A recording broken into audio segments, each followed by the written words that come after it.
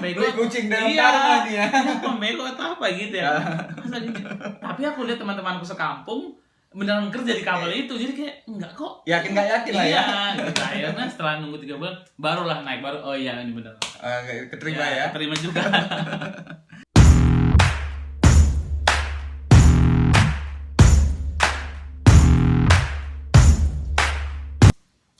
Halo geng, balik lagi Cakap-Cakap Naranto. Kali ini ada Tommy. Apa kabar bang? Baik, gimana kabarmu? Baik juga. Abang asli mana? Aku asli Palapat dari Danau Toba, Simalungun. Oh Simalungun ya. Ah. Udah berapa lama bang di Jakarta? Di Jakarta itu aku dari 2009, berarti kurang lebih 11 tahun lah. 11 tahun ya. Ya. Pertama ke Jakarta, gimana ceritanya kok bisa bang pernah ini ke Jakarta? Jadi kan waktu itu aku habis sidang tuh, kuliah di Medan, di Metodis di Medan. Terus habis itu selesai sidang terus ke Jakarta yuk mencoba kerja gitu. Jadi 2009 itu habis sidang aku ke Jakarta coba-coba cari kerjaan gitu. Jadi memang Oh berarti belum ini ya, belum ada dapat kerja dari sana ya? belum. Jadi dari nol gitu Coba-coba lah ya. Coba-coba. Nah setelah abang coba-coba semua kan, udah 11 tahun ada ya, dari segitu ya. Susahnya di Jakarta ini apa menurut abang?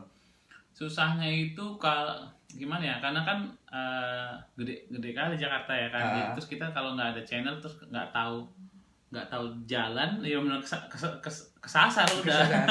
Jadi memang itu sih masalah paling besar, apalagi kan awal-awal Jakarta 2009 belum ada busway dan segala macam, jadi benar bego udah nggak tahu kemana-mana lagi udah. Harus ada kendaraan lah ya. Kendaraan dan tahu jalan. Tahu jalan ya, iya. Belum ada ini map lah ini ya. Iya, dulu kan belum ada Waze, belum ada busway, belum ada ini, jadi benar ngandelin bus sama ojek. Pernah sampai kayak mana itu abang di Jakarta nih? Paling susahnya ya, paling berjuangnya waktu itu kan banyak sih ya, apalagi kan dari nol ya Jakarta. Jadi awal-awal Jakarta itu kan banyak ngirim-ngirim lamaran tuh, tapi kan kita nggak tahu itu di mana, Sudirman itu di mana, Kuningan itu di mana, kita nggak tahu tuh bego. Jadi pas kita apply gitu, panggilan, udah dibego-begoin lah sama tukang ojek. Berapa? 70.000, padahal deket. Kita nggak tahu ya kan, nggak tahu ini.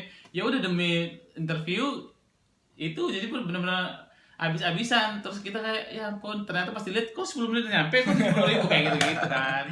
Terus yang paling parah itu sekali, udah berapa tahun di Jakarta kan, biasalah nyanyi aku deh itu kan, udah ada internet. Pulang itu aku udah mau disandera. Oh dibegal, mau dibegal.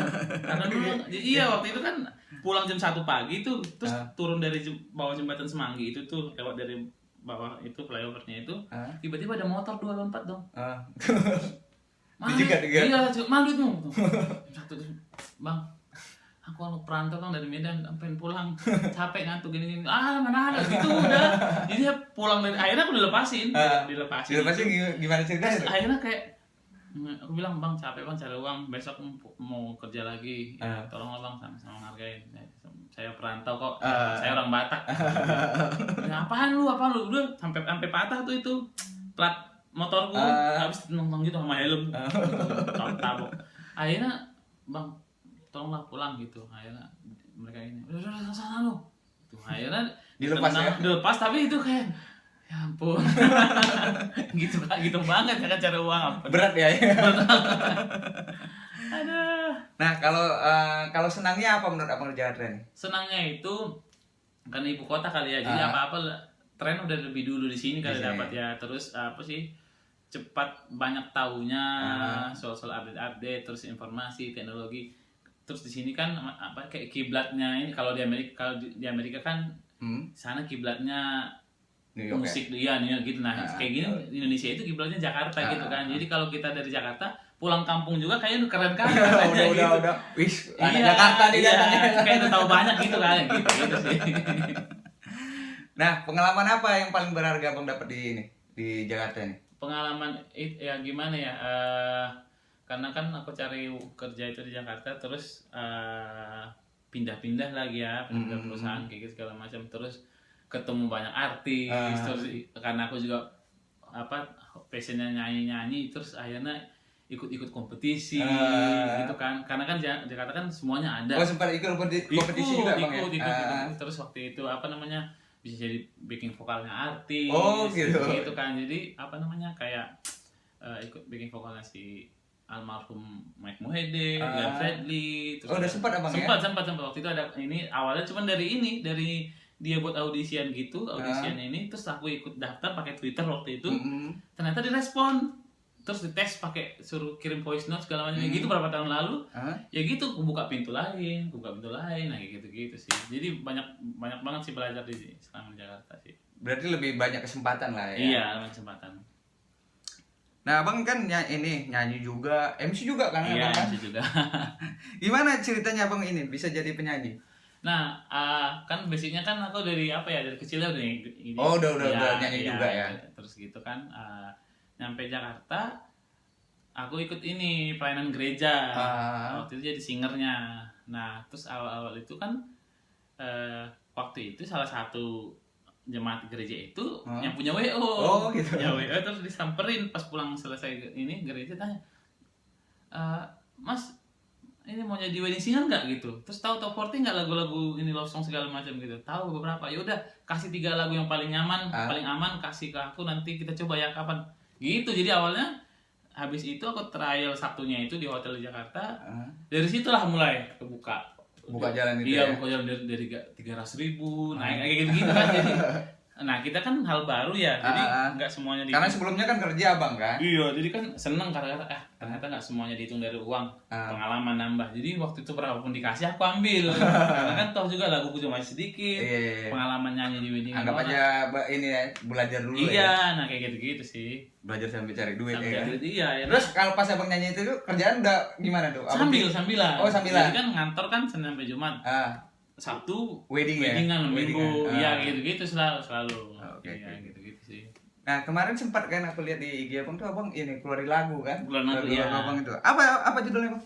Yang baru ini judulnya Terbaik Yang Ku Bisa. Oke. Nah, udah bisa didengarin di mana aja? Nah, ini lagunya kan baru rilis beberapa hari yang lalu. Terus kalau mau nonton, kebetulan aku baru rilis video liriknya kemarin. Bisa ditonton di YouTubeku, Tommy Rumah Horbo. Terus ini lagi proses untuk digital platform. Jadi bakal bisa didengar di Spotify, Joox, iTunes, Deezer, dan semuanya. Yang online lah bisa. Oke, untuk sementara ini berarti di YouTube abang ya? YouTube ada YouTube. Oke, geng, nanti di YouTube-nya aku taruh di bawah ya. Iya. YouTube abang ini kalian kalau mau dengerin lagu abang ini bisa nanti ke YouTube. Di Instagram juga bisa. Di Instagram nanti aku taruh juga ya. Nah, setelah nyanyi kan abang sempat juga MC abang kan? Iya. Kok bisa, maksudnya gimana ceritanya kok bisa jadi berubah haluan aja bang MC gitu kan? Jadi kan karena kebanyakan weddingan gitu, terus aku lihat kayaknya nggak susah gitu jadi MC gitu. Terus banyak ngomong juga nggak yang gimana banget ngomongannya kan, kayaknya bisa lah kayak gitu. Akhirnya aku dengar berkali-kali MC opening, closing, terus kayak gini aja bisa gitu. Akhirnya coba gitu. Akhirnya ada nawarin WO-nya toh lu kan bisa ini juga bercanda segala macam, mau jadi MC wedding nggak? Yuk, tapi aku ikutin dulu sekali ya. Jadi aku ikutin MC-nya ini yang punya WO ini, aku dengerin dia. Di-guide lah ya? Iya, di-guide. Aku rekam, aku ulang-ulang, terus aku buat kayak ini. Dan itu awalnya. Jadi balik lagi, tapi aku nggak matokin duit, yang penting ada job MC dulu sambil naikin PD ya. Akhirnya udah jalan ya. Jadi Tom MC bisa, Tom nyanyi bisa gitu. Yang mana ada jobnya aja ya. Yang Tom nyanyi bisa. Jadi kadang-kadang Tom lu kan MC nyanyi dong 1 lagu. Ayo, bonus ya kan. Gitu. Banyak sih abang ya kan nyanyi MC juga. Kemarin ini juga sempat kerja di kapal juga abang. Nah, iya terakhir juga aku kerja di kapal. Gimana tuh ceritanya kok bisa sampai kerja ke kapal jadinya bang? Jadi apa ya gimana ya? Waktu itu kan aku udah capek ngantor ya. Habis itu kepikiran kayak ya udah gini-gini aja kali ya, nyanyi ngantor gitu. Pas ini temen aku di kapal lagi turun, lagi habis kontraknya turun, janjian ketemuan di mall. Cerita lah gitu gini-gini, Tom kayaknya coba deh, kayaknya coba deh cocok samamu gini. Terus bilang kan aku nggak ada dokumen pelaut. Gimana kayak CV biasa kan, ya udah gimana ini ceritanya gitu, udah coba aja dulu siapa tahu ini. Akhirnya aku cobain, kirim CV ku. Itu sebagai apa itu bang? Abang kerja waktu itu aku di kapal kapal pesiar itu jadi personal ya, HRD. Oh HRD. Jadi di sana ada beberapa lowongan yang di kantornya ada. Jadi kan kapal pesiar kan ada yang kayak restoran, housekeeping segala macam. Nah aku di kantornya. Terus karena aku basicnya di kantor gitu, aku kirim lah coba. Terus seminggu lagi ditelepon. Terus interview segala macam. Udah, terus aku pikir, aku kirain itu langsung naik, ternyata masih panjang. Ngurus buku pelaut lah segala macam, sampai 2-3 bulan. Terus ini bener nggak sih ini, jangan-jangan aku ditipu gitu kan. Akhirnya aku tanya-tanya temanku yang di situ, iya betul, sabar, memang kayak gitu prosesnya. Tapi aku udah kayak, sampai mau naik aja 3 bulan nunggunya, gimana ini gitu. Padahal aku waktu itu udah resign. Udah resign kerja. Jadi benar kayak orang gila gitu. Ini aku membego. Kucing dalam karung nih ya. Ini aku membego atau apa gitu ya. Masa gitu. Tapi aku lihat teman-temanku sekampung beneran kerja di kapal itu, jadi kayak enggak kok. Yakin nggak yakin lah ya. Iya, gitu. Akhirnya setelah nunggu 3 bulan barulah naik, oh iya ini benar. Keterima ya. Keterima juga. Terus sempat apa di atas laut? Di atas laut abang berapa lama tuh ya gara-gara corona kemarin ya? Nah itu drama tuh harusnya kan ya biasa kan kami nganterin tamu terus turun satu tempat, terus tamu yang baru datang misalnya. Cuman pas corona itu terakhir itu kami bawa tamu itu tanggal 14 Maret. 14 Maret akhirnya tamu turun di San Diego di California. Dari situ kami kami itu berlayar tanpa tamu, krunya aja. Dari situ sampai kemarin udah cuman kami ya. Terus parahnya itu kami nggak boleh sandar dimanapun karena semua negara lockdown. Jadi kami udah ngapung-ngapung di laut. Berapa lama bang ngapung-ngapung di laut? 80 hari. 2 bulan ya? 2 bulan hampir 3 bulan. Hampir 3 bulan. Ya, jadi itu kami karena nggak diterima di negara manapun, akhirnya kami di perairan pinggir-pinggir itu. Jadi kayak di Meksiko 2 minggu, terus habis itu pindah ke sana isi bensin, pindah ke sono, terus habis itu pindah lagi ke San Diego, ambil bahan makanan. Pindah lah ya. Iya, tapi nggak bisa nyentuh darat. Jadi kayak nggak bisa lihat darat, nggak bisa, pokoknya selama 80 hari nggak nginjak darat waktu itu. Jadi benar parah sih itu udah pada stres. Jadi nggak heran waktu itu kalau kalian sempat baca berita-berita banyak pelaut yang bunuh diri, yang lompat, karena stres kan. Karena walaupun orang bilang enak ya makan tidur di kamar tamu.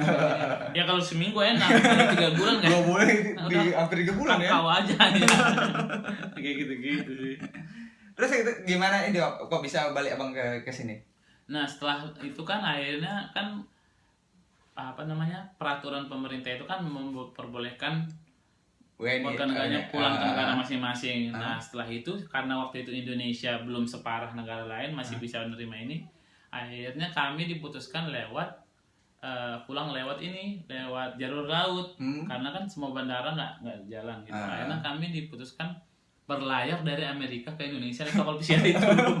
Berapa lama tuh? Aduh itu nginget itu dari Amerika ya kan. Dari Amerika naik kapal itu trauma karena bayangin coba dari Amerika ke Indonesia doang 1 bulan. Cuman berlayar aja. Itu dan kapalnya itu slow, benar-benar kayak 40 km per jam. Terus ini bangun pagi masih laut, masih air. Ini kapan nyampenya? Kayak gitu. Jadi yang biasanya ke Hawaii itu 4 hari, ini 10 hari. Jadi benar-benar kayak orang udah stres udah. Kalau yang itu masih trauma sih. Ya selamat datang Indonesia gitu. Tengah malam kami nyampe di Jakarta di Priuk. Aku udah lihat lampu-lampu hotel gitu kan. Ya ampun, terharu gitu. Udah kayak lama nggak lihat darat ya kan.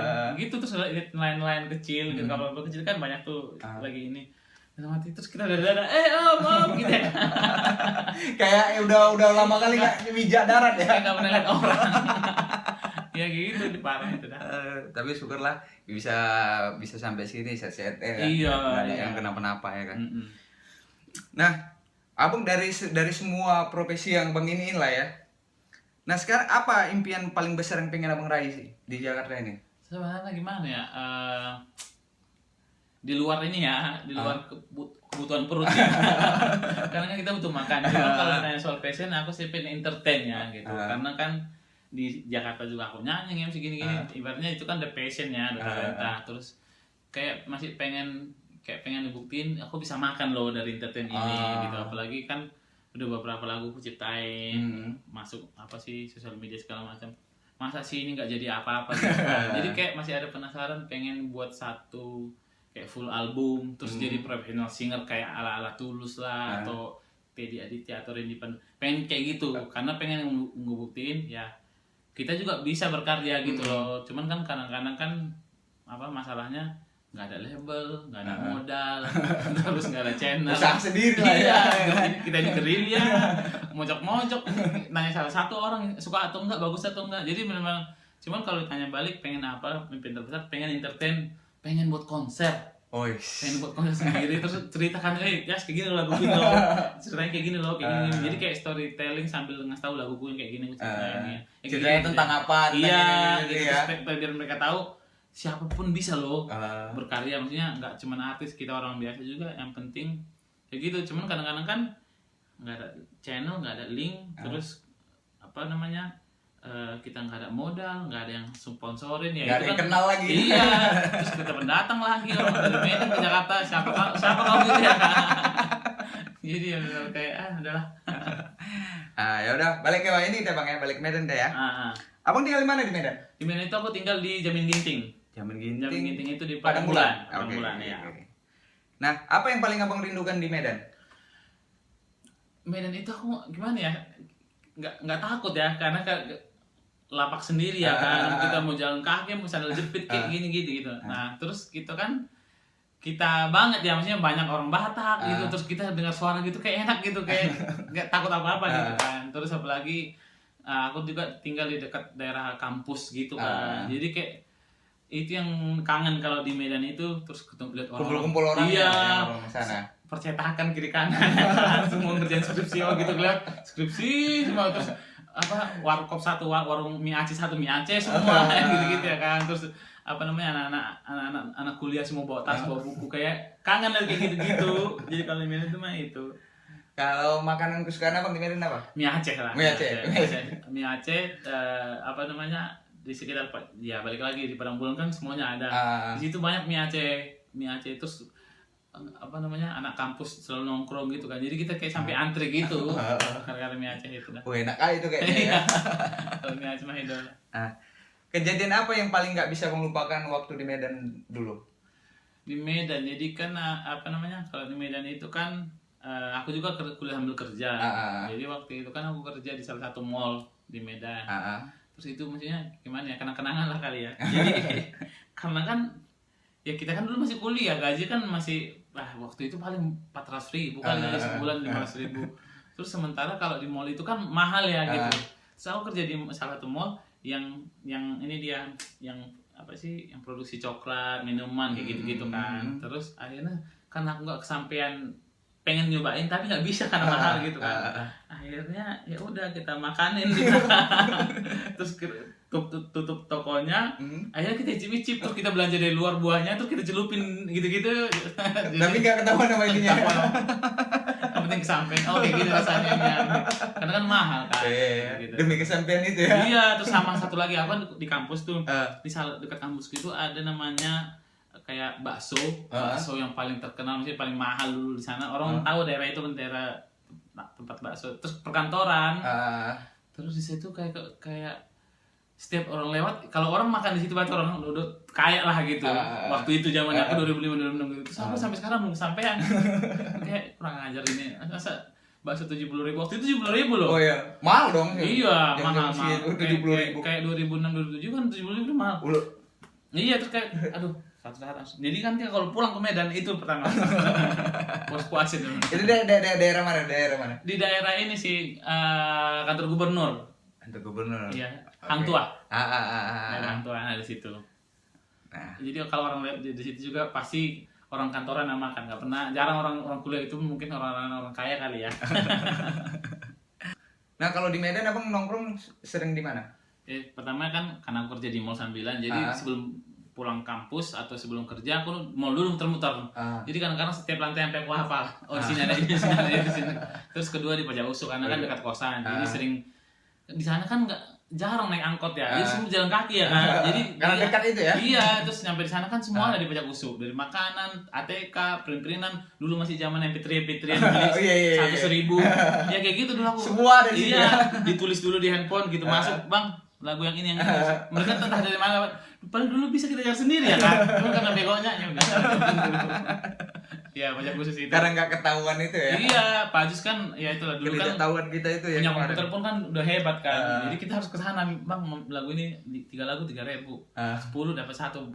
Gitu-gitu. Nah, nih pertanyaan terakhir nih, Bang. Apa yang buat Abang bangga jadi orang Medan? Jadi orang Medan itu kita sih pekerja keras ya. Jadi jarang aku lihat orang Medan itu merantau itu pulang karena nggak tahan. Karena kan apa sih namanya, di kampung kita udah biasa hidup keras ya. Jadi kalau kita dikirim merantau, yang hebatnya orang Medan itu tahan banting sih. Apa aja dikasih dihajar. Kadang-kadang biar yang penting selesai. Kadang-kadang kan nggak perhitungan, loyal gitu. Nah, orang Medan itu hebatnya di situ. Apapun kerjaan digas selama itu menghasilkan dan gak gengsi. Jadi selama itu duit dan gak melanggar hukum ya. Iya, dan gak melanggar hukum. Kadang-kadang kan kayak gitu. Kalau orang Medan kan rata-rata juga orang yang berhasil orang Medan. Dia tuh artis tuh banyak orang Medan semua tuh, banyak. Pengacara juga. Pengacara tuh. Orang pokoknya rata-rata dari Medan deh, yang kompetisi-kompetisi pun karena orang Medan kan talentanya banyak, terus mau bekerja keras gitu. Pokoknya intinya kerja keras, terus dia nggak gengsian. Oke. Ya, oke lah Bang ya. Terima kasih atas waktunya Bang. Terima kasih, semoga sukses orang Medan. Gas terus. Amin. Sukses terus buat Abang buat singlenya. Jangan lupa kalian tonton ya single lagu Abang ini di Terbaik yang ku bisa. Di YouTube Abang ini. Nanti aku taruh di bawah, oke? Terima kasih. Oke, geng. Thank you, geng.